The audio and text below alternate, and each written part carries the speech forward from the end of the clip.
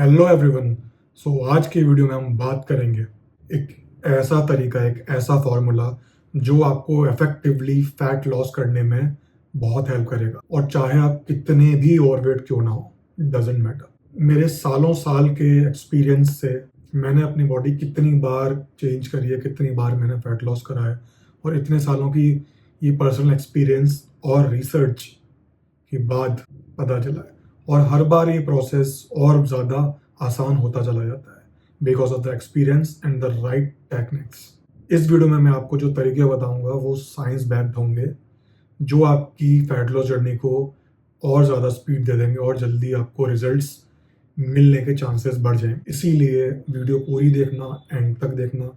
पसंद आए तो लाइक करना और सब्सक्राइब तो ज़रूर करना। पॉइंट नंबर 1 में सबसे पहले मैं अपने बनाए हुए कुछ फैट लॉस के मैकेनिकल रूल्स के बारे में बताना चाहूँगा।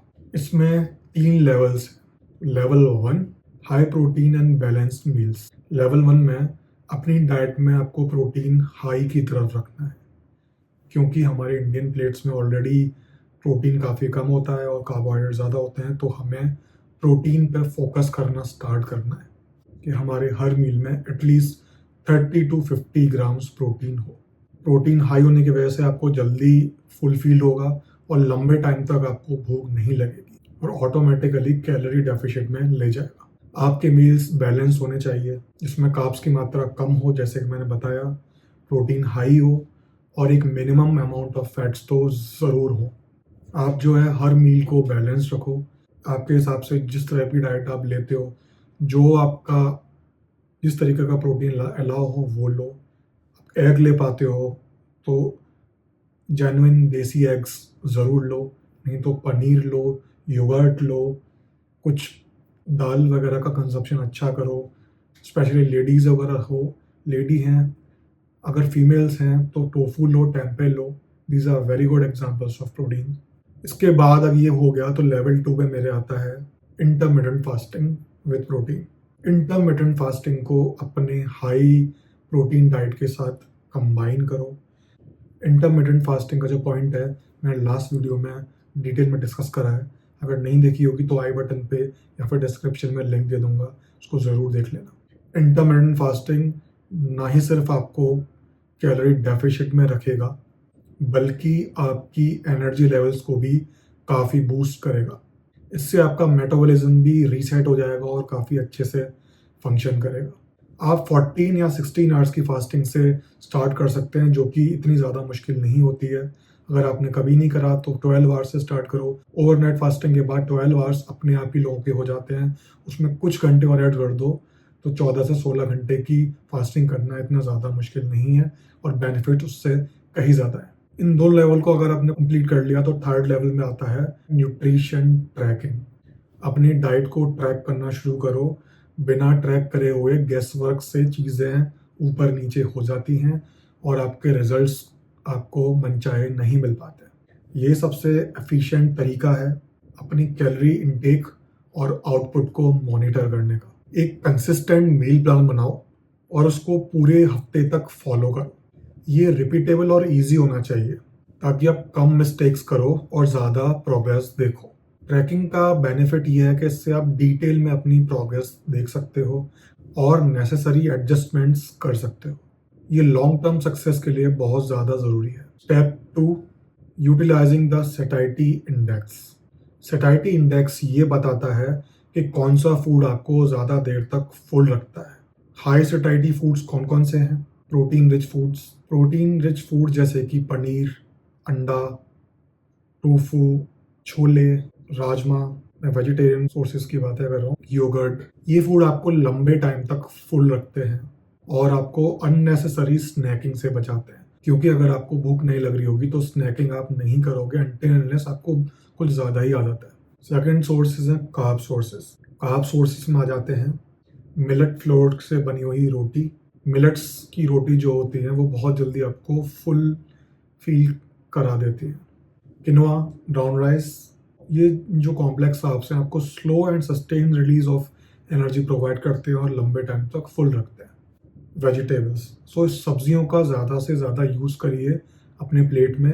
लो कैलोरी वेजिटेबल्स, इसको आप ज़्यादा खाओगे तो आपके पेट में एक वॉल्यूम ले लेंगी और आप जो है काफ़ी लंबे टाइम तक जो है फुल फील करोगे बिकॉज ऑफ दीज वेजिटेबल्स। जिसको स्नैक्स पसंद है कभी कभार लेना, रोस्टेड चना, मखाना, पॉपकॉर्न, इस तरीके की लो कैलोरी चीज़ें शामिल कर सकते हैं, बट इसको ओवरडू बिल्कुल मत करना और ज़बरदस्ती स्नैकिंग मत करना जब तक आपको ज़रूरत फील नहीं हो रही हो। अपने मील्स को कुछ इस तरह से प्लान करो कि हर मील बैलेंस्ड हो। हर मील्स में protein, healthy carbs, good fats and vegetables को शामिल करो। सबसे ज़रूरी है पोर्शन कंट्रोल का ध्यान रखो। आप ज़्यादा पोर्शन फूड का मत लो अगर आप फूड को ट्रैक नहीं कर रहे हो तो। छोटी प्लेट्स में खाओ, इससे चांस बढ़ेगा कि आपका पोर्शन साइज छोटा हो। Step 3, managing glycaemic index. Glycaemic index ये मेज़र करता है कि कौन से फूड्स के खाने से हमारा ब्लड शुगर कितना राइज कर रहा है। अब लो ग्लाइसेमिक इंडेक्स की फूड की अगर बात करें तो इसमें जितने भी कॉम्प्लेक्स कार्ब्स हैं, आपका मिलेट्स हो गया, ब्राउन राइस हो गया, इनफैक्ट काफ़ी वैरायटी राइस की हो गई, वो सब आ जाते हैं कॉम्प्लेक्स कार्ब्स में। बाकी सिंपल कार्ब्स को अवॉइड करो। रोटी अगर लेनी है तो खाली वीट की रोटी के बजाय मिक्स रोटी पे जाओ, जिसमें कि अगर मिलेट आपको पसंद है तो मिलेट बेस्ट ऑप्शन है लो ग्लाइसेमिक इंडेक्स का। नहीं तो कुछ फाइब्रस फ्लोर्स का मिक्सचर आपको वीट वाले फ्लोर से बेटर रहेगा। अगेन ग्रेन्स में आप किनोआ या फिर मिलेट शामिल कर सकते हैं और ये ग्लूटेन फ्री भी होता है। आपकी ज़्यादातर जो लो कार्ब वेजिटेबल्स होती हैं वो अपने आप ही लो ग्लाइसेमिक इंडेक्स वेजिटेबल्स होती हैं, बट स्टिल अगर आपको स्टार्ची वेजिटेबल्स खाने का मन है तो स्वीट पोटैटो यानी शकरकंदी का ग्लाइसेमिक इंडेक्स पोटैटो के ग्लाइसेमिक इंडेक्स से कम होता है। लेग्यूम्स और पल्सेस में बात करें तो चिकपी मतलब छोले जो होते हैं, कार्बोहाइड्रेट्स और प्रोटीन के कॉम्बिनेशन सोर्स होते हैं। इसमें फाइबर भी होता है, इस रीज़न से इनका ग्लाइसेमिक इंडेक्स कम होता है। इसके अलावा राजमा भी आ जाता है और भी कई तरह के जो लेग्यूम्स होते हैं उन सभी का ग्लाइसेमिक इंडेक्स कम होता है। सो अब ग्लाइसेमिक इंडेक्स से आई होप बहुत लोगों को काफ़ी अच्छी जानकारी मिली होगी कि कैसे हम लो ग्लाइसेमिक इंडेक्स का फूड खा के अपनी शुगर को ज़्यादा रेज होने से बचा सकते हैं, जिसका मतलब ये है कि बॉडी कम फैट स्टोर करेगी और अल्टीमेटली बॉडी ज़्यादा फैट लूज करेगी। Step 4, increase calorie output by walking. Walking एक फैट लॉस के लिए सबसे ज़्यादा कन्वीनियंट एंड इफेक्टिव एक्सरसाइज है। इसको कोई भी किसी भी एज ग्रुप का इंसान कर सकता है और कहीं भी कर सकता है। वॉकिंग के बेनिफिट्स क्या क्या हैं? वॉकिंग एक लो इम्पैक्ट एक्सरसाइज है जिससे आपके जॉइंट्स पे कम स्ट्रेन पड़ता है। ये सस्टेनेबल है और ऐसे आप हर रोज़ कर सकते हो, दिन में कई बार कर सकते हो। वॉकिंग से आप कंसिस्टेंटली कैलोरी बर्न करते हो जो फैट लॉस के लिए काफ़ी बेटर है। रिसर्च के अनुसार रेगुलर वॉकिंग से आप अपनी टोटल डेली एनर्जी का एक्सपेंडिचर बढ़ा सकते हो, जो कि हम कैलोरी डेफिशिएंट में करना चाहते हैं।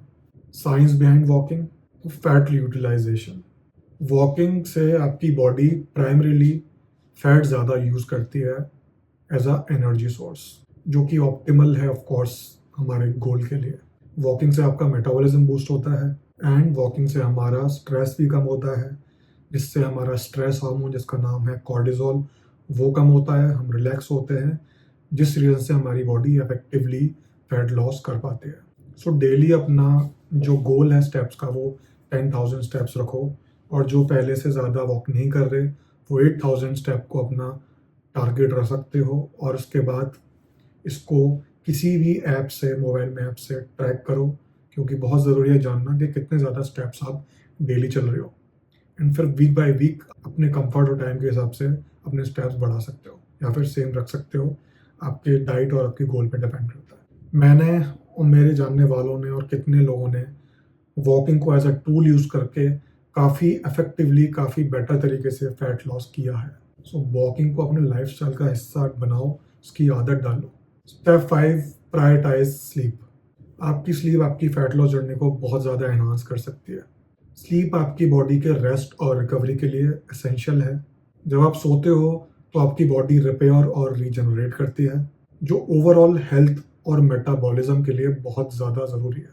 अच्छी स्लीप से आपके हार्मोन्स बैलेंस में रहते हैं, स्पेशली हंगर हार्मोन्स जैसे कि लैक्टिन और गैरलिन। पुअर स्लीप से गैरलिन बढ़ जाता है जो हंगर को स्टिमुलेट करता है और लैक्टिन कम हो जाता है जो फुलनेस का, पेट भरने का सिग्नल भेजता है। बेनिफिट्स क्या हैं एक अच्छी स्लीप के? ये क्रेविंग्स जो आपके खाने की, फूड की क्रेविंग्स आती रहती है, अच्छी स्लीप इसको कम करती है। जब आप 7-8 घंटे की क्वालिटी स्लीप लेते हो तो आपको अनहेल्दी फूड की क्रेविंग्स कम होती है। ये आपको हाईली पैलेटेबल फूड जैसे कि पिज्ज़ा और कुकीज़ से दूर रखने में मदद करता है। अच्छी स्लीप से आपके मूड और एनर्जी लेवल्स इंप्रूव होते हैं, जो आपको दिन भर एक्टिव और मोटिवेटेड रखता है। ये कंसिस्टेंसी और एडहेरेंस के लिए